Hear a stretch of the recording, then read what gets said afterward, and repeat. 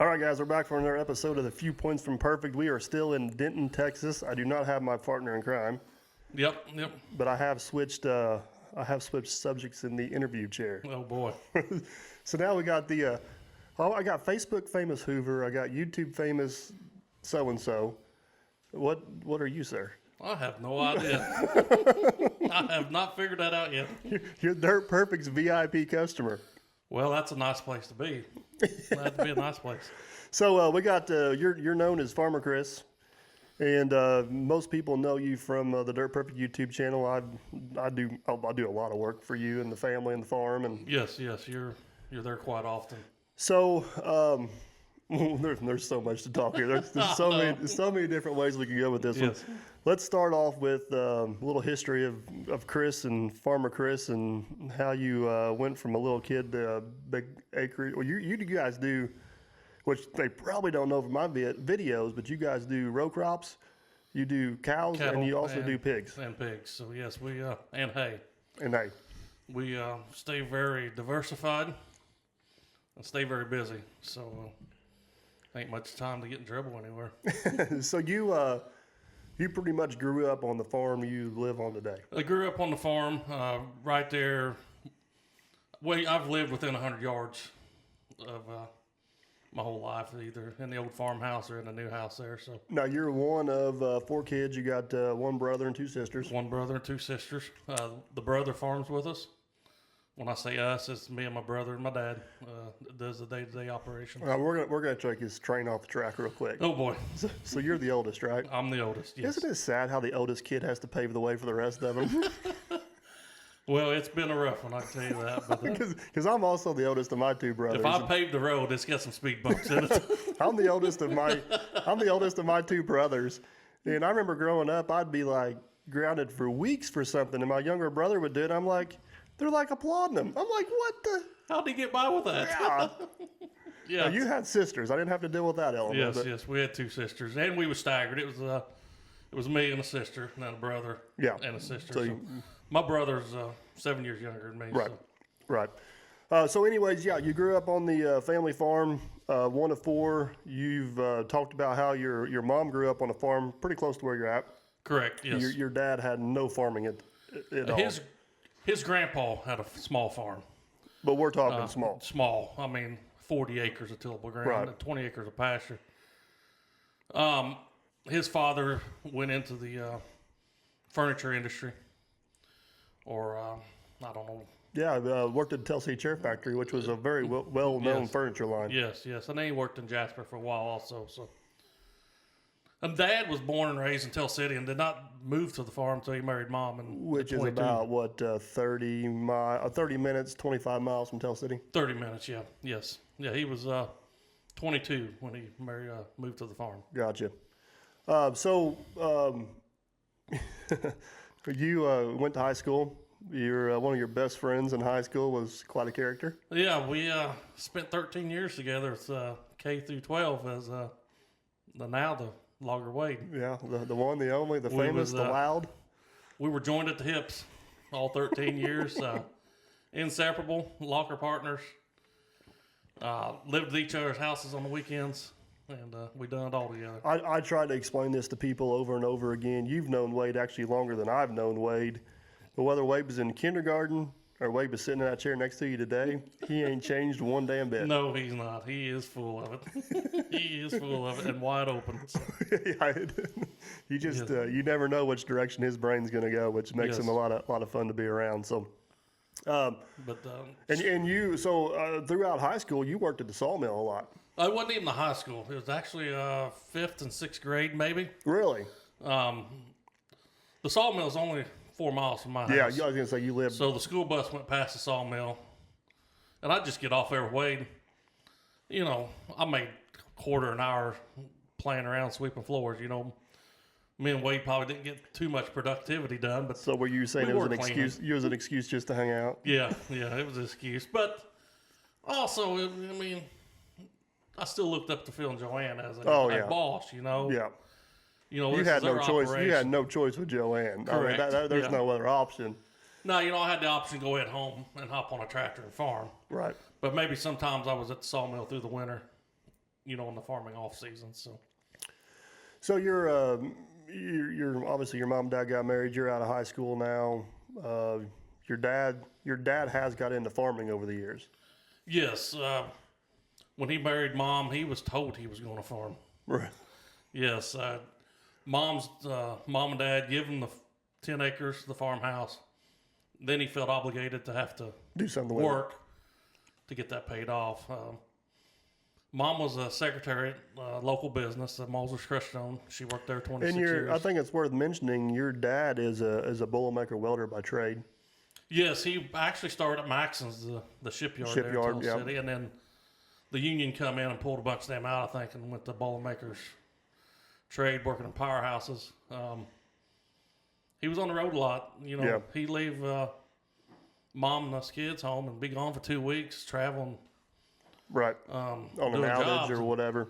And we was trying to scrape up. We didn't have a whole lot, but we had 100 hogs, and 8 head of cows and a few crops, and we just... So over the years, while you guys are still kids, even though you're helping on the farm, what did your dad manage to build? I know you guys got into the hog business. He picked up some row crop ground. You were kind of just growing in all 3 directions slowly, weren't you? Yeah, I want to say the hogs took over first. In 1995, we went from dirt floor to 2 confined feeding operations buildings. And they hold 1,300 head each. Which you still operate today. They are still operation and still in pretty good shape, for being 25 years old Right. with hog manure and ammonia around. So, and then I want to say mid to late 90s, Dad started picking up a few farms to And mid to late crop. 90s, you're sophomore, junior year, Yes, somewhere in there? Yes. But Dad farmed with my grandpa, and then we also had a neighbor there. So all 3 farmed together. Gotcha. Grandpa and Elvin row crop together, but they had their separate hogs and separate cows. Gotcha. So, if we would go cut hay, we're going to go cut Elvin's hay today, there'd be 6 hay binds in this one field. We did his. Which is kind of the old school way of farming. Yes. And then, tomorrow Grandpa will say, okay, I'm going to do my 20 acres. So we'd all go do his. And Dad had 10 acres of hay, enough to feed 8 cows. So Right. we definitely did our share of the work, but it was a combined effort. family. And Elvin Sprinkle was not family. But he was yeah, just but a neighbor. Yeah, That's he some rough wasn't times. technically blood family, but you guys viewed each It other. was family. Right, Yes. right. Yes, correct. So when did so you graduated high school and you didn't go full time on the farm. You went a couple different directions. Yes. To start off with, I went a full year at Purdue University I didn't even know this. studying agri-science, whatever. It didn't take long for me to realize a farm boy don't belong, even though it's a farm school or farm college. Right. That's not the avenue I wanted to go. The Chris Temple puzzle piece didn't fit in. No, there? it didn't fit him. And to be honest, Purdue actually sent me a letter not to come back the following year. So not only did you not fit, you didn't have an option. Yeah, I didn't have the option to go back. So Well, that was nice having at least waste paper on you. traveling from home to West Lafayette, there's 3.5 hours. Didn't go to school, so well, let's go another hour and a half. So I lived in Chicago for 6 years. Which baffles me. Yes, I was a union sprinkler fitter doing construction. Which, for people who don't know, sprinkler fitters is basically the sprinkling systems inside commercial buildings. Fire protection For fire system, protection, yes.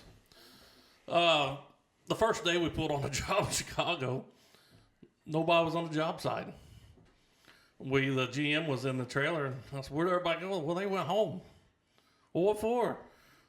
Well, you dummies, the wind chill's 55 below out there. We come to work. We're going to go work. So we start setting up. We was on the job site that day. And I think that has something to do with the farm mentality because you didn't have a Yes. choice. If cows need to be fed, you the had cows chores had to feed. be done. Yes. Because I went to college in Indianapolis and I went to work for Lowe's in receiving, and it was kind of the same way. You Yeah. just showed up and do your job. They always joked to just send the farm boys over there. send the farm boy farm over. boys in, it'll get done. So, in that style of my life there, we lived in an apartment, worked there 5 days a week. We drove home to Perry County On the every weekend. weekend. The fortunate part is I had 4 other brothers, not my brothers, 4 guys that were brothers, neighboring county working with me. So there was 5 of us traveling in this crew. Gotcha. And the big building up there, we put up a 62-story high-rise building from the basement all the way up. I got in on remodeling Midway Airport and remodeling Soldier Field, where the Chicago Bears play. So it was.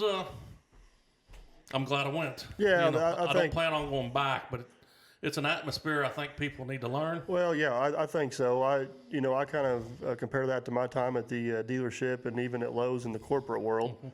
I knew it's nothing I want to do for a lifetime, but the experiences and the people I gained by doing it, I still apply to stuff I do today. It's definitely appreciative that I went down that road, even though I know it wasn't the end game road, I guess. Yeah. So. And I think some kids come home to the farm and don't respect their boss, which will be a family member. Right. You get off farm, you know who a boss is. You know how to get scolded. You know how to learn and pay attention and go at it. So. Right. And sometimes working outside the farm also makes you appreciate the farm.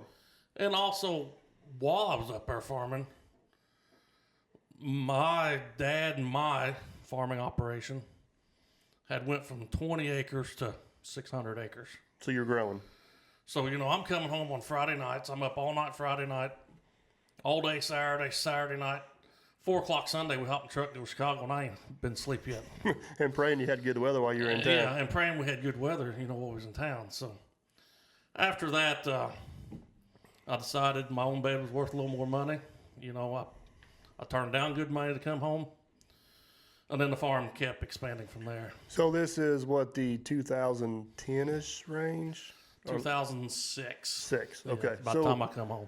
So I know, and we can go in we don't have to go in great detail about this. So I guess 2006 was your first attempt at being a full-time farmer. Yes, that was my first attempt to help Dad. He's still boiler making also. John's still bound. I don't know if he's in high school or college. Yeah, he's getting ready to cross over and go into the dealership world. Yes. So we was all farming nights and all farming weekends trying to get. So at least I come home and I can get some work done through the day-to-day operation. So. All right, so you were full-time on the farm for a couple years? A year and a half. And checkbook started getting a little empty. Well, yeah, I don't know how to. We had a podcast with Josh Harris talking about our Simon Harris operation, and I think there's a lot of similarities here, and it's the troubles of scaling up. Yes. I think people underestimate how difficult that is to do. Well, every time you gain 100 acres, 150 acres, there's another $150,000 piece of equipment that's got to be bought to get it done in a timely manner. And then you got to figure out a way to borrow the capital to plant that, and then hope it, and the way to pay for this is get more ground. Right. We need more income now. Yeah, and they don't always go proportional. No, they don't go proportional. I just, I don't know. I wish I had maybe I need to draw some line graphs or some charts or something, but I guess the point of that conversation is the scaling process. There's a lot of similarities, whether it's farming or construction or whatever the business is. So the point of it is, if you're looking at scaling your business, just do some research. Be ready for some speed bumps and have a 5 and 10 year plan, because it's going to take a while to get where you're going. So full time on the farm for a couple years. Yep. We contract raise hogs. Let me correct that. Our hogs, we don't own the hogs. We just own the buildings, get paid to raise them. But even though you rent your barns, you're still hands-on with them. We do the labor. Yeah, you're still hands-on with the labor. So the integrator, we had pigs in there, trucked his own pigs, trucked his own feed, lost the driver. Hey, would you be interested in driving my truck hauling pigs? And your checkbook said, yes, I would. And then my checkbook said, yeah, I'll give her a try. So off to the trucking world. The farm had already had a semi. So you were familiar with it? We were familiar with it, but we weren't long hauling. We were within a 2-county radius, So I'm driving a Freightliner Century Class cab, double-deck hog trailer, and I'm a super trucker now. You guys can't hear this, but Officer Hoover's in the background literally laughing at him. And I'm just bum-fuzzled that every pickup, every semi I ever owned had a stick shift, and I get in this semi that's got an automatic transmission. Where's my gear shifter? So I went full steam hog hauling. The farming, row crops is back on Dad and John. Now, And was John full time on the farm, or was he still at the dealership? He's still at the dealership. Okay, so basically, Or he was at college maybe even yet this time. so all three of you have, Off farm income now yeah, again. yeah, and you all three have other jobs, and farming's back to being a hobby. Farming's back a hobby again. Okay. But we did not lose no acres. I mean, Right. we're still a decent startup farm, you know, for our area. And so I owned hogs for a year and a half, running wild. And get Officer Hoover. I was gonna say, be careful what you say. Get He's Officer still sitting Hoover, put over his earplugs in there. You know, when you got to run 3 logbooks to keep up, you know, it's a full-time job. Hoover, can you backdate tickets?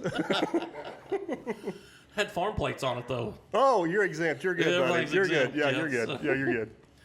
So I hold hogs for a year and a half. We come into harvest that year. We knew we had a good crop.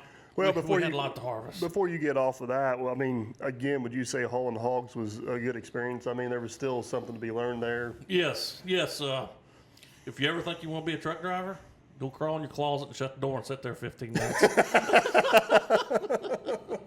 It's pretty lonely in there. With a fake gear shifter. Yeah. But no, you know, the farm harvest was coming. I felt I could be used better at the house. Right. And at the same time, this farm I was driving for, I mean, the last week I drove for him, I left the house Sunday morning. Wednesday night, I had 84 hours of drive time in. Ooh. And I just said, That's I enough. can't do it. You ain't getting me no help, you know, and it ain't going to be me. And a load of livestock's not like a load of drywall. Correct. Well, they're on the trailer. You better It's be time rolling. to go. You ain't going to stop. And the loads kept just stacking up. I mean, you know, there was days I had 4 or 5 loads a day on. There was, you know, and we got a load coming out of Minnesota every Tuesday. I had figured out I could leave the house, go to Minnesota, get loaded, come to Evansville, unload, and back home in 23 hours. It was about 1,100 miles, so it's just a lifestyle. Yeah. I didn't want to do it that time anymore, so But it helped pad the checking count farm a yes, a little bit. lot of good money come in off of that. So it kind of gave you, I guess this would be your second attempt at full-time So farming? I'm back farming again, second attempt. And approximately how many acres at this point? We're around 1,000 acres. 1,000 of this acres. row And then crop. you still have all the hogs. Still have all the hogs. Now, has the cattle started growing at The this point? cattle has started growing. The Elvin Sprinkle had developed Alzheimer's and was in a nursing home. His family wasn't ready to sell the farm, get rid of the farm. So our family managed his cattle herd operation for him, his cattle operation, hay. Which and, is approximately how many head? There was about 80 head of cows up there. So there's a lot of mouths to feed. Yes, there was a lot of mouths. So. And at this time, Dad's considering retirement too. So Well deserved, I should say. yes. So Dad actually retired in 2010. Okay. So now we've got him, and he retired at 55. So he still had a lot of work Yeah. life in him on yeah. a farm, you know. So he's fortunate enough, you know, with the Boilermakers, you can retire at 55 and make a good pension and make a good living to help support him and Mom. So, and at this time, John's probably into the John Deere dealership. Yep. He ventured off to Vincennes University for a 2-year John Deere schooling, and then went into the Jasper John Deere dealership. Right. So now I've got my mechanic on hand. You know, Dad's at home helping Right. doing the feeding, and I come home and we're going to go now. So it's go time. It's go time. We're big time farmers, buddy. Yep. So we give her a try another 2 years, and I ain't that my checkbook was needing it. But you seen the direction it was going. I seen the direction it was going. I had a sweetheart deal thrown in my lap to drive another truck for an out-of-state trucking company that had a shop in county. Basically, they brought long haul loads in, and then you were shuffling to offload. Yes, we got a Wapaka foundry in the county. They used a Foundry Coke, which was coming out of Birmingham, Alabama. The drivers were pulled up to the yard in Troy, Indiana, and dropped the trailers. So I started work at 4 o'clock in the evening. All I had to do was dump 6 loads and go home. Go home. Yeah. And when I started, Which still gave you a lot of time for farming, because a lot of your farming's not done early in the morning. Correct. Especially row crop stuff. well, this is 4 in the evening. Oh, my bad. There's a lot of 4 farming in done the there. yeah. But when I first started, we could get those 6 loads dumped by 8 or 9 o'clock. Yeah. And I was in bed by 10 and ready to Go ball fire the next day, you know. And you had some supplemental income coming Yes, in. and supplement income. So we was making it work. And then about, you know, I've done this for about 2 years. And 9 o'clock in the evening got to be 2 or 3 o'clock in the morning. And then I'm up at 6 in the morning farming, getting to work at 4:15 when I should have been there at 4, you know. I'd burn the candle on both ends again. And yeah, you need something to have to give. So we done this for a time period. And now you still gaining acres? And we're still gaining acres. I'm gonna say when I was doing that, we was up to about 1,500 acres. So and it's that don't sound like a big jump, but in the farming world, think about 500 acres. That is a big. Yes. And at this time, you're trying to get your name out there, so it's not 100 and 200 acre fields. It's 5 acres here, 10 acres there, 30 acres there. And still yet today, I'll come. You know, when we get to the end here.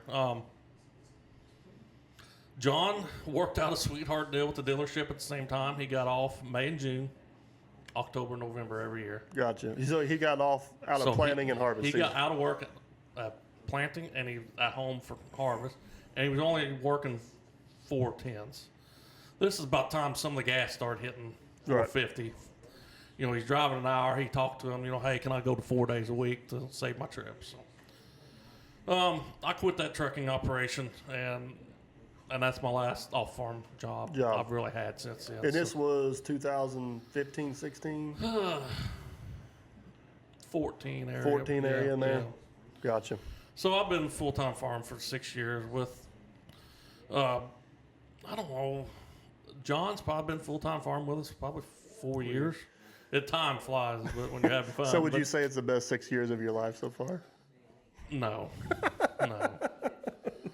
But, you know, current to date, you know, we're 2,000 acres of row crop. Right. 300 acres of hay on top of that. You know, we got the 2 hog barns. We're doing some different labor-intense operation there. We're not raising just fat hogs no more. Right. We're actually a gilt development unit at this time. 100 head of beef cattle. We're backgrounding calves. We got our own feedlot for cattle. Gotcha. So, I mean, we're getting spread out. So. Right. And back to the 2,000 acres is, I've got 65 landowners on 2,000 which acres. is just mind-boggling. And my average field size is 10 or 11 acres. Which is just... So there's a lot of folding. I mean, we've got big, fancy, fast equipment. Yeah, but we're a lot of moving. Sometimes it takes you longer to get into the field than it actually does to plant or harvest it. We're, you know, from the house to the south, about 22 miles.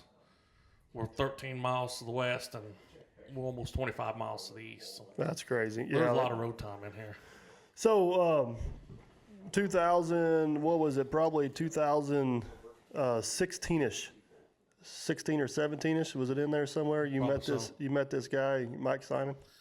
Yeah, our local community was building a new church. Simon Harris Construction was going to build it. Josh Harris was our pastor at the time. Right, which was my business partner. Which was your business partner. So we needed to haul out several truckloads of dirt from the new building site. Yeah. This was a pretty good sized commercial job for Simon Harris. The building was it 50 by 100?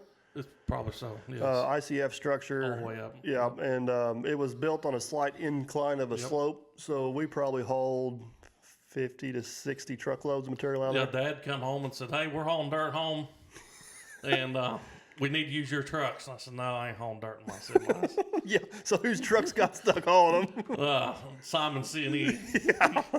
And, you know, I think that's when our relationship really took off. Yeah, and I guess I should point out that we had probably like our families knew each other. We had mutual friends. We knew who each other My dad and your dad went to school together. Yeah. It's not like we didn't know each other existed. Yes. We just never had a reason. We just didn't contact each other. Yeah, we just other. didn't have a reason to sit down and talk. You know what I mean? Correct. So, anyways, I'm down there doing work for the local church and local community. Yep. I think halfway or 2/3 of the way through the job, you approached me about possibly doing some work on the farm. Some other farm work. Yeah. And that's kind of where we took off on that. So. Yeah, and I'm trying to think. I probably worked for you for off and on for maybe year and a half. Yep. And then I showed up one day with a camera. Yeah. Well, and at the same time, is why I had to approach you. You was juggling several jobs at the same time. You didn't know. Yeah, Maybe that was the start of Simon Harris going down. Well, it wasn't. I wouldn't say it was the start, but the writing was definitely on the wall. At the time that you approached me, I was 100% committed to the construction company, Simon Harris. Yep. 90% of the excavating work I did was for the construction company, but I still had all the equipment. But I was starting to kind of put some feelers out there and get my name out there and pick up more excavating work outside of the business because I kind of had a feeling which direction we might be going. Yes. And I'll be honest with you, the work I was getting from you was kind of I don't know if you want to call it a sign or a little bit of a comfort zone of, hey, you know what? I got one good customer already. There's a need out there. There's a need out there, and you know a lot of people in the community. You had already gave me other leads. I've worked for other family members, other landowners, and I thought, you know what? If I go that route, it was kind of the insurance. If I go that route, you kind of helped prove that. Yes. Staying busy is not.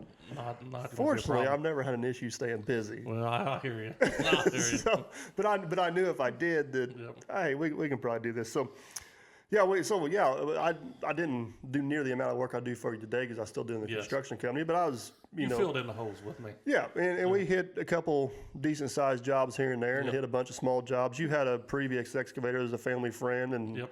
He was excellent at starting jobs and not good at finishing. So we got a lot of stuff, kind of loose ends wrapped up. Yep. Which I should say, Wayne's a good friend of both of ours. Oh, I know. We're not saying I nothing. still talk to him. Not saying anything bad about him. It's just, and he's a great operator and a great guy. So I don't want that to be taken the wrong way. But and actually, you didn't come in with a camera. You come in with your cell phone. Yeah. So now we do have a mutual friend, Logger Way. We done covered this. Yes. And so my very first video I ever recorded was hauling the 850 to one of your jobs. Yes. And I think I recorded that one and possibly edited it. And then I did a job for the neighbor. I recorded that one.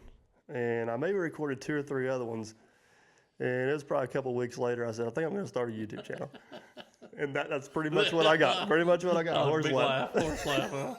So you were making fun of me trying to be Logger Wade and rubbing it in my face how big a channel Logger Wade had and telling me that you didn't ever tell me I was going to be a failure, but you didn't put a whole lot of stock in anything happening. Well, I guess that wasn't on my agenda at the time because I had jobs that need to be done. And that's where I guess I was. Yeah, you didn't give 2 shits about my camera. I didn't care about your camera.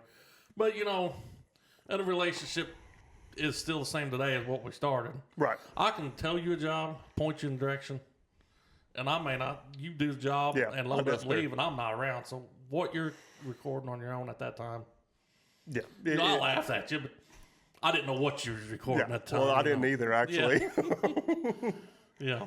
So. Which I guess that is a good point. We've been working together long enough now. I pretty much know where probably 80% of your fields are at. So you just, I used to make fun of your maps in my early days. That's what I'm getting ready to say.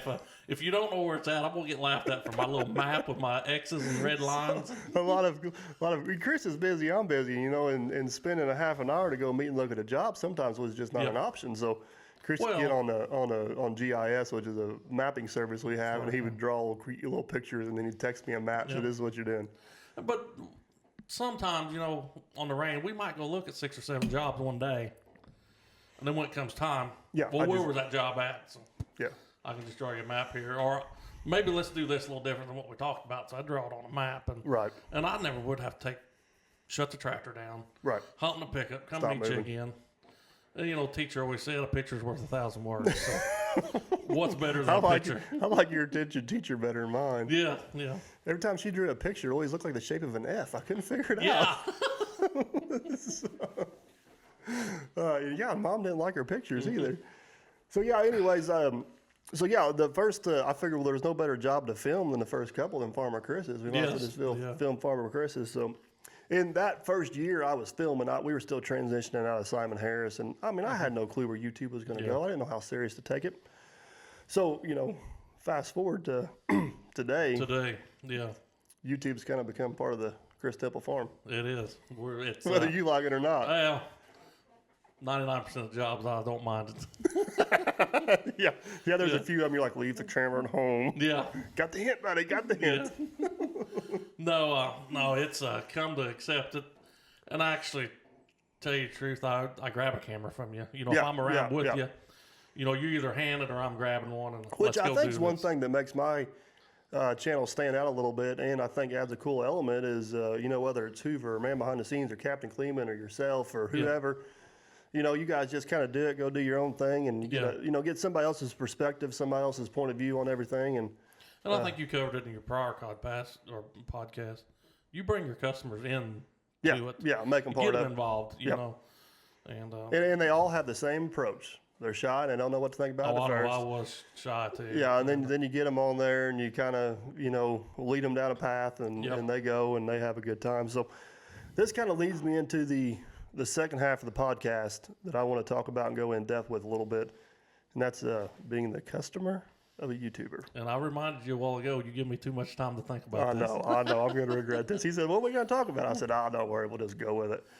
So, no, and what I've been thinking on, I don't want you to take wrong or make mad. But let me just there's a couple different avenues we want to go here. I just want to kind of highlight. One is we get the comments is I hope you back charge them for all the time you spend filming, or I can't believe all the customers' time you wasted filming, or along those lines. So you've been on probably 100 jobs I filmed at this point. Correct. So, and I have no idea what your answer is. I didn't prep you on any of this. So, on average, how much time would you say I actually spend filming on a job? Like away from working? 10%. You think it's that much? I don't know if it's that much.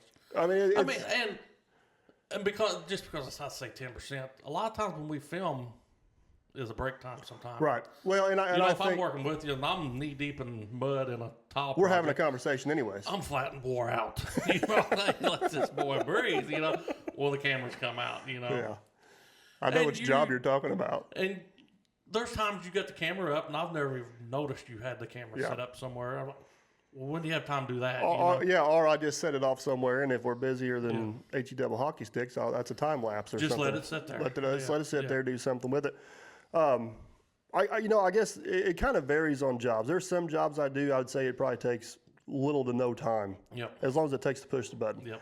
There's other jobs I do where I do put some time and effort into it. The one I'm thinking of is the barn teardown video. Yes. You had 4 cameers going. Yeah, that was that time. So. Well, you think it took a long time to film it? You should have edited it. I tried to edit it. Yeah, I couldn't imagine the nightmare. But that also goes on multiple different levels. There's a lot of history in that barn. Yes, it was. So you guys didn't mind having the... It didn't do no good to tell the history of it and talk about it. So I can't believe you burnt the beams. Yeah, the beams. I told Chris when we started, I said, we're going to spend 5 minutes talking about why we're burning these beams. He said, like, all right, I get it. So I said, I don't want any comments about burning beams. 700 comments. Why did you burn the beams? Comments. I'm like, did you not watch? No, anyways. No, I don't mind grabbing the camera. And like you said at first, I was shy. Didn't do much with it. But honest opinion, have we been on a job working together and you're like, I wish you'd put the damn camera up and go to work? No. I mean, has that ever crossed your mind? Or are you thinking, I hope he's not charging me for that time? No.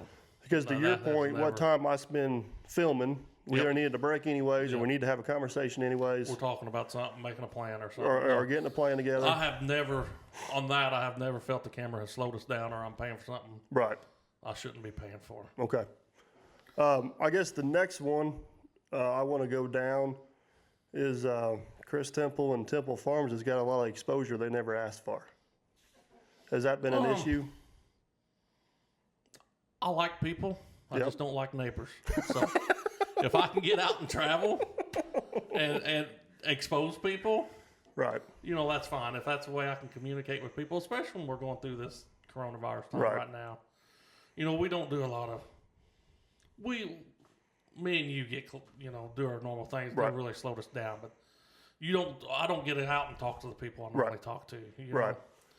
And I don't mind. You can call it riding on your shirt tail or whatever, but these I wouldn't be on a trip like this right now. No, I wouldn't call that at all. But I mean, being involved with the circle of what we got going on, it does open up opportunities. Yes. There's positive and negative to everything. I mean, fortunately, I don't think, you know, you don't have a lot of people reaching out to you or bugging you or Yeah, trying to come no. visit the farm or anything like that. No, I haven't. But the flip side of that is you've been able to go to Vegas with us. Yes. You've had some benefit to some of the Yes, sponsorship yes. stuff I got going on. And the YouTube has not changed anything because even, you know, my brother, his wife and his brother-in-law and sister or his wife, you know, we can go somewhere, and I've been around enough. Right. I'll stop and talk to somebody anywhere. I've seen my seed corn salesman in Vegas. You know, like, do you not go somewhere you don't know somebody? So, you know, the YouTube world hasn't changed Right, because right. I've always, if I see somebody or I'll talk to that door, you know, if I have to. Yeah, my wife tells me I can talk to a brick wall and still be good at it. So. So, you know, the YouTube, I've always stopping and talking to somebody anyways, whether I've met them prior to this or prior, you know, with the YouTube stuff. So nobody's knocking on the door, knocking me down, bothering me. Right. You know, I go on. Right. Right. So, what's some of the other? I know you got some things you want to say. So, what's some of the other pros, cons, thoughts, or you know, things that maybe I don't even think about? Well, you know, at first when we started this tile project, you know, it's a 2 full day project. Yep. We're wrapping some hours up in it. Yep. We've got a loaner machine out there. Yep. I'm getting charged full rate for it. Wow, boy, he is breaking it in.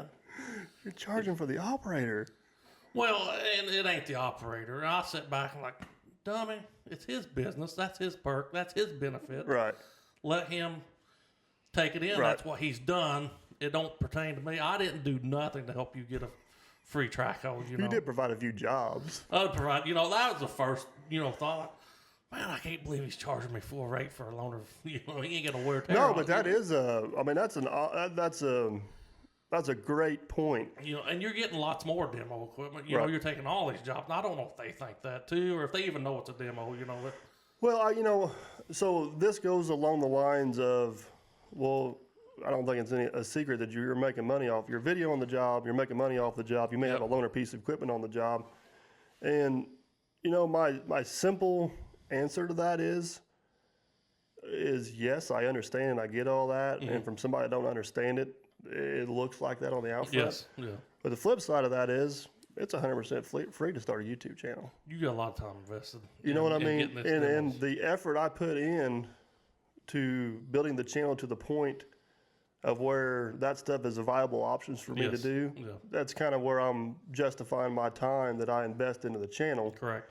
Does that make sense? Oh yeah, I know. That's why I said like, you know, he's worked for that. That's his reward. You Right. know?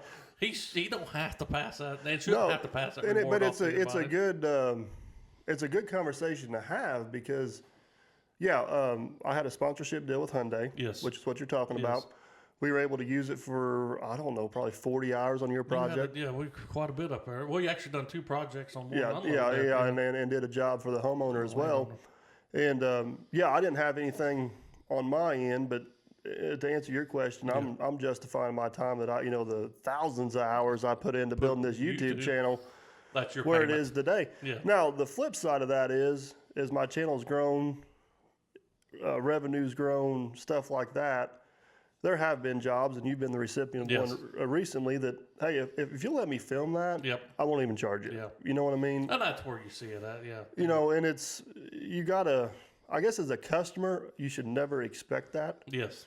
But from a business side of me, I gotta recognize, this guy, he may be Yep. a percentage part of it, Yep. but he's still a part of helping me get where I'm at and providing content. And I don't want to say it's a fine line to walk, but it's a I don't want to call it a gray area. It but ain't a gray area. It ain't a fine line. It's just I had to sit back and think about it. You know, from my first thought to sleeping on it. right.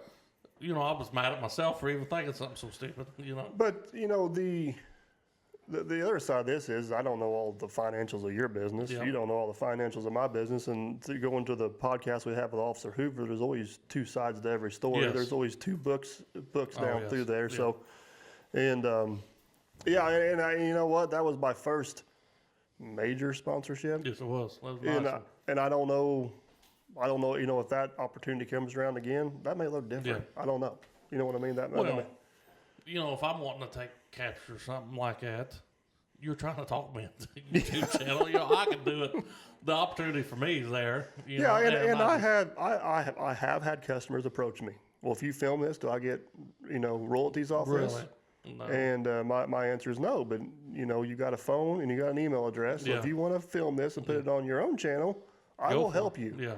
I will help you 100%. Yep. And then if they proceed to tell me they don't want to film, I say that's fine. Or if they keep pressing me on revenue or getting paid, I just say that's fine. We don't have to record this one. You know, we've grown accustomed to the cameras.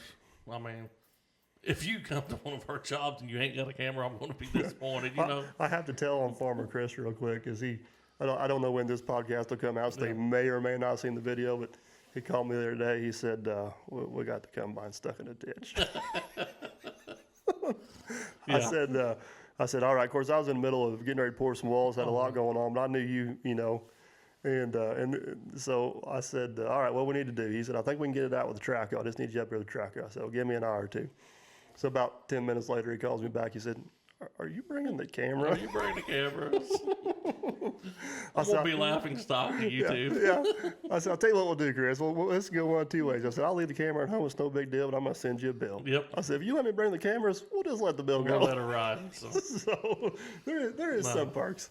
No, I had worries there. I mean, I have a lot of weight, belly up. It was going to, and we had tried pulling it out. So Right.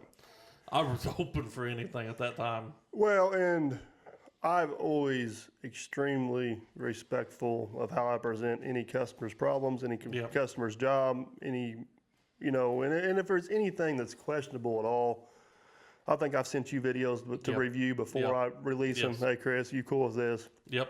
I've done that to other customers and stuff, and I'm not going to pay a customer royalties. It's just not. I feel like if you go down that road, I've worked too hard for what I got. Oh, they can do the same thing. Yeah. But I will respect a lot of customer requests. You know what I mean? That's. Do you have some that request you not to video a job? I've had a few. Yeah. And then I've had a couple that were very reluctant with a lot of stipulations, which I get. They had valid reasons. Yeah. I can't argue them or hold that against them at all. Kind of getting to the point now is if you hire me, you pretty much know what I do. Yes, yeah. You're out in the area. Your name's out enough. I hate to say it, but my secret's out. Yeah, your secret's out. Yeah. I'm backtracking here a little bit. Whenever I started my YouTube channel, I think you may have been one of the first people I actually told. Yes. And I was trying to hide it from Longer Wade. Yeah, I said, why don't you tell Longer Wade? Nope, I ain't doing it. I ain't doing it. I ain't letting him know. And Longer Wade probably went 6 or 7 months before he even realized. I don't know if he made it that far. He made it a good 4 months or so before he even realized he was perfect or even had a channel. I think, he ratted me out eventually. And the point of that was, I really wasn't interested in the local people knowing I was doing it. And I didn't even mention it to Wade because I knew if I mentioned it to Wade, next thing he's going to do, he's going to shout me out. I'm like, no, I want to figure this out on my own. If you're going to grow, you want to grow on your own. I want to grow on my own, and of course, sure enough, Wade figured out I was doing it, and I have to give Wade credit. He may have gave me the first little kick in the butt to get me rolling, and kick in the butt and get me rolling from there. But yeah, I didn't. I started in November. And I don't think anybody really figured out I was doing it till probably about the middle of March. Yes. And it started catching some traction to where I couldn't really hide it. And I'm just a small part of my jobs are just a small part of your YouTube. Yeah, I mean in the big And I watch all 6 o'clock in the morning, every other day I'm watching your videos. You need to get a life, Chris. No, I know. But I'm intrigued with how things work, Right. I don't work that much in concrete. Yeah. I'm in Denton, Texas, learning how to pump concrete down and here, pumper truck. Pumper truck, yeah. Somebody, why are you going to watch a pumper truck? It's one lifetime. Lifetime experiences. And if somebody gets a pleasure of watching a farming video or on your channel, as I get watching another industry on your channel, let's get it out there. And a huge thing, and I think we're both pretty passionate about this, but a huge thing about YouTube is just educating. Yes. And that's what, with the farm, you're doing a lot of dirt work for me, but you're also in our tractors and combines. Well, and yeah, stuff. but even when we're doing dirt work, I'm explaining why you're having me do that dirt work as far as the field tile drainage erosion project. Control erosion control and the crossings, the equipment getting bigger and water supply to the livestock, and the barn demo for farm expansion, and we did a pretty good sized land clearing job for you. Yes. Which was 2 years ago. That's a very nice investment. Which I still think, even though those videos didn't get a lot of views, I still think that's one of the coolest series on my channel. Yes. Because within 8 months, we took an overgrown field with trees, brush, I mean, a junkyard in it. Junkyard, we found everything in there. Cleaned it up. You planted it. Worked it, planted Which I got video of cleaning it up. I got video of working it. I got video of planting it. and harvesting it. Yeah, and tackling your dad. And tackling Dad, yeah. That was Jason Works a Lot deal. That was a Jason Works a Lot deal. But I don't know. I just Jason was in the cab, had Waldo. How much is it going to cost to put corn on Dirt Perfect? So to paint the picture here real quick, we're down there in the fall. We cleared this property in February, didn't we? March and April, actually. Was it March and April? Yeah, it was. It's after we was pushing. in the mud, cold. Yeah. And then you planted it May, June somewhere. And then we're down there. It was probably October-ish. October, November area. Yeah. So we're down there harvesting. I'm getting some video of it. I'm just like, I don't want to say I'm in awe, but I'm like, this is really cool. You know, within 8 months, this went from woods to corn to the corn's actually in the truck now. So Jason Works a Lot riding the combine with you. Yes. So you get done dumping in the truck. The Russian. The Russian Jason Works a Lot. I think he learned English that weekend. I think he did. I think he did.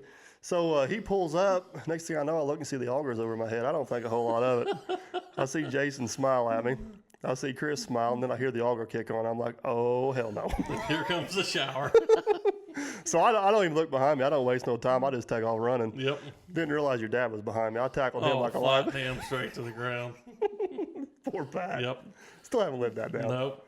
But you know, your viewers, I think, enjoy it. I've got friends that watch you, enjoys the videos you put on there of our operation. The kids. Yeah, and that's one thing. Absolutely goes crazy. Farmer Chris has got a lot of beeps, especially in the early videos. No, that's hard for me to do. But we had to beep yet today? This one here is beep free. So okay. You can say words. You can say words on this one. But the point of that is you got a young nephew. Yes. There's a bunch of kids. His little cousins there. His little cousins. They're involved in the farm, and they really enjoy watching the Dirt Perfect videos. Yes. Just as much because you and John are on there as I am. Yep. And I just think it's really cool to have a family-friendly channel on the farm where those kids. Yep. Well, there's going to be kids out there that never steps foot on a farm, right, other than YouTube. The ag population is 2% of our population. Really? So if this is an avenue for me to educate somebody through your channel what ag is or soil control, erosion, Well, and one thing that YouTube has educated me on, and I guess I knew it, but not the vastness of it, is a farmer is not a farmer. Oh. You know what I mean? You can't categorize. You got your grain farmers, your livestock farmers, your row crop farmers, but from Welker's doing wheat to the way Millennial Farms to the guy to the Rice TV guy. Yes. The way you guys do stuff, it is so different. Oh yeah, and you don't have to travel very far to see something done different. Right. A different mode, just from our hill fields to some flat fields in our county. Mm-hmm. We're farming totally different practices. Right. Just within a few miles of each other. So. And from being associated with you, I've got educated a lot on.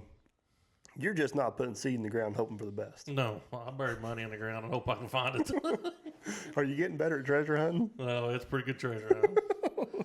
No, and it's for me it's a time struggle. Right.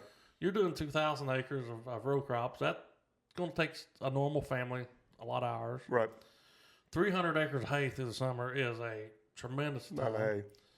Not counting, we've got 2,500 head hogs. It takes 3 to 4 hours a day minimum. Right. And you got your cattle, and then we're throwing all 3 of these businesses or 4 businesses on top of each other. Well, I would even say, you guys double crop some property. Correct. And that's now you're doing straw. Yep. Now we got the wheat and straw in there too. And planting for a second time. Yes. So yeah, that goes back to our time management podcast. It takes an army to, you see me step back maybe a little bit from some of the labor because I can do, I've showed you yesterday, I can watch I'm in Denton, Texas, and watching my brother Yeah. shell corn on my iPad, Right. remote viewing into them. You know, I can sit back and do some management options. Yeah, you know, from stuff. a little bit of a distance. The And distance, yeah.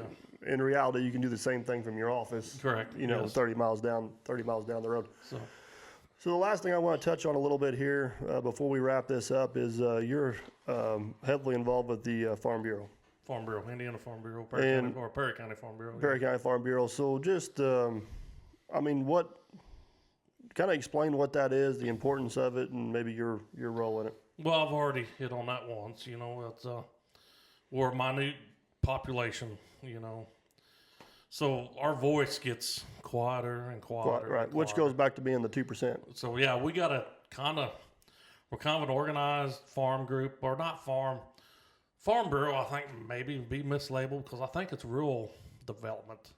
Okay. You know, we're doing a lot of school stuff. We're doing a lot of annex, you know, stuff. You know, and why I say this, we're a lobbyist group. I flat out we're a lobbying group. We're organized voice For rural America. for rural America. We get our voice real loud as a group, and we travel. I mean, you know, as Perry County Farm Bureau, I'm been on the board of directors there 3 years now. Come January, I'm going to be president of the Perry County Farm Bureau. I've been to State House at Indianapolis 4 times now. We visit with our politicians, Right. express our concerns, and then the Indiana Farm Bureau has sent me to Washington, D.C. twice Right. now. You know, we get up there and we get to talk to Mike Braun and, you know, our politicians. And Meetings you never would have had a chance to have. meetings I never would one-on-one. have a chance.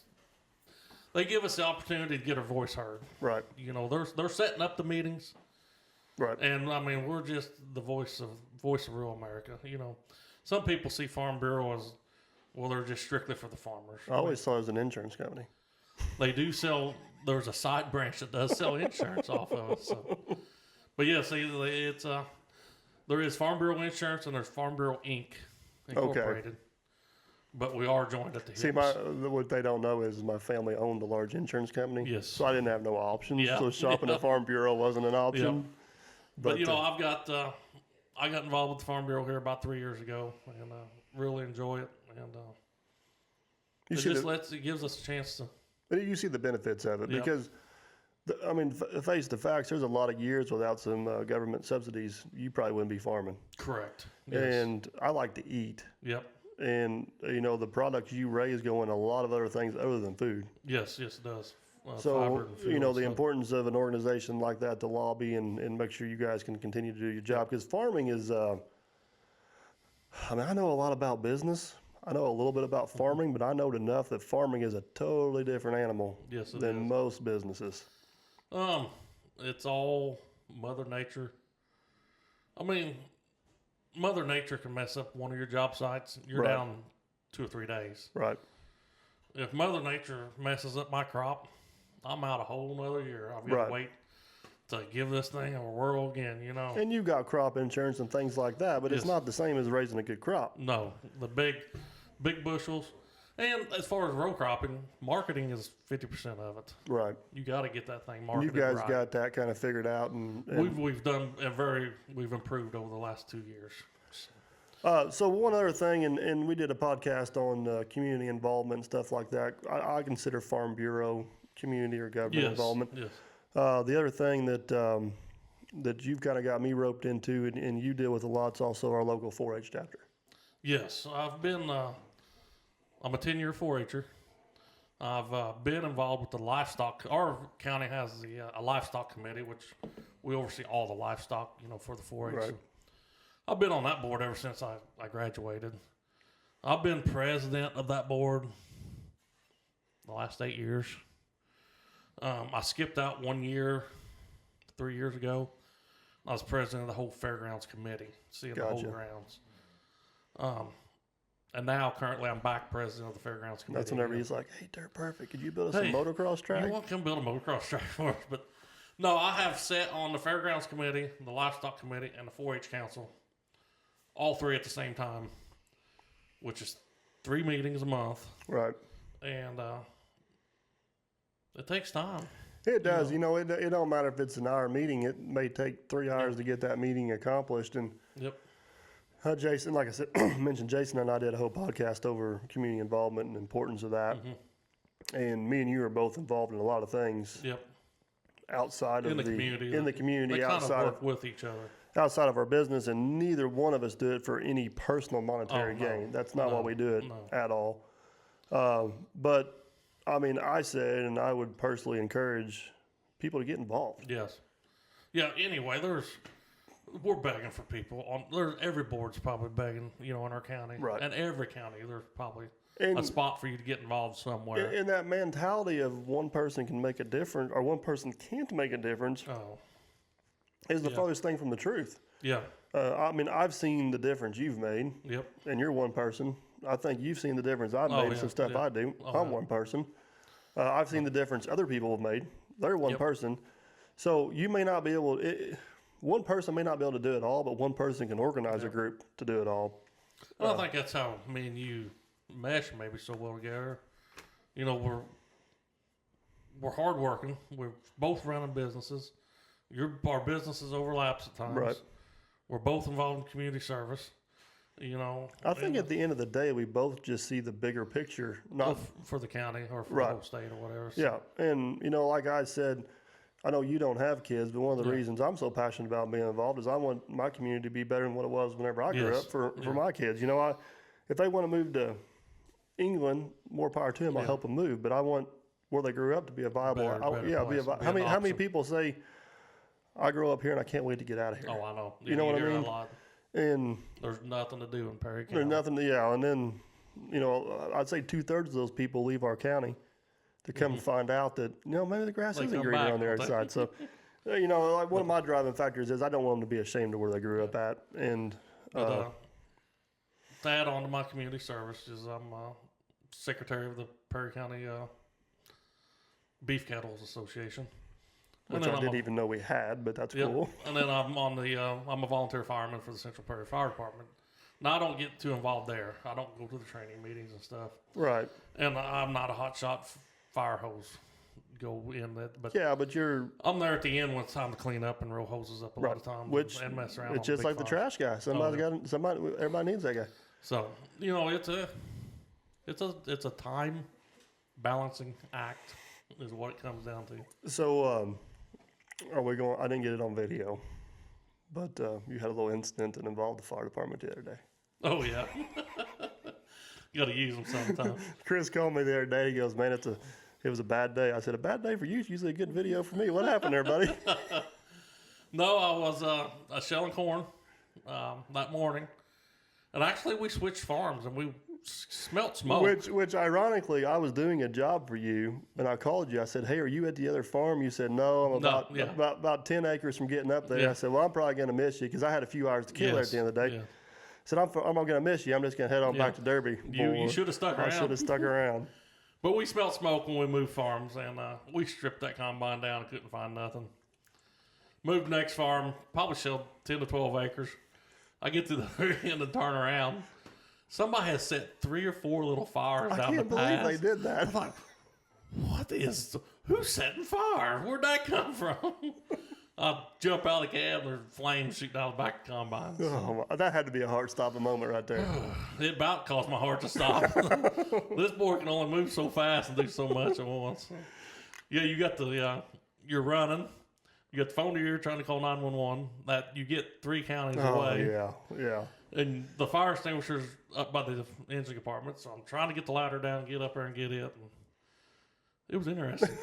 But no, it's not on video. So, to recap, you got the machine out safely. Yes, minimal damage, very minimal damage, and the fire department showed up and was able to get put the the field field, out. yeah. So, we actually finished shelling. We continued shelling that evening, so we was able to adapt and overcome. definitely dodged a bullet there. Yeah. So, all right, Chris. Well, we'll wrap this thing up. I guess. Would you have any advice on any of the above, especially the I guess being the customer of a YouTuber, or what to expect, or expectations, or If Dirt Perfect's going to show up, there's going to be a camera there. yeah, You will not realize the camera's on most of the times.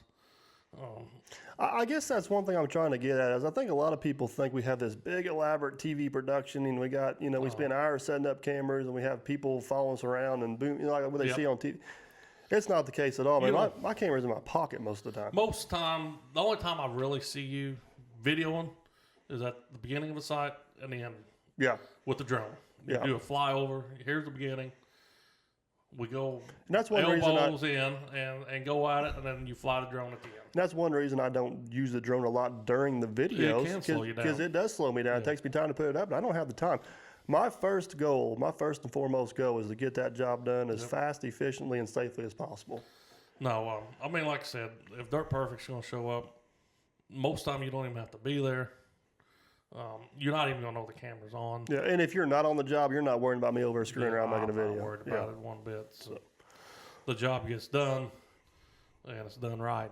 And that's why I keep calling you. You're on speed dial. Well, we definitely appreciate the work and appreciate you letting us film. And appreciate everything. Like I said, we've known each other for a long time. We've pretty much become good friends here in the last couple of years. 4 years, yeah. But 4 years. Well, thanks for being on the podcast, sir. Yeah. We need to get you back on here with Logger Wade at some point. I'm sure you two got some stories. Oh, we got some stories. We'll have to have the volume control on his mic. I've been ready to kill him several times. All right, guys. Thanks for listening. And as always, we'll catch you on the next one.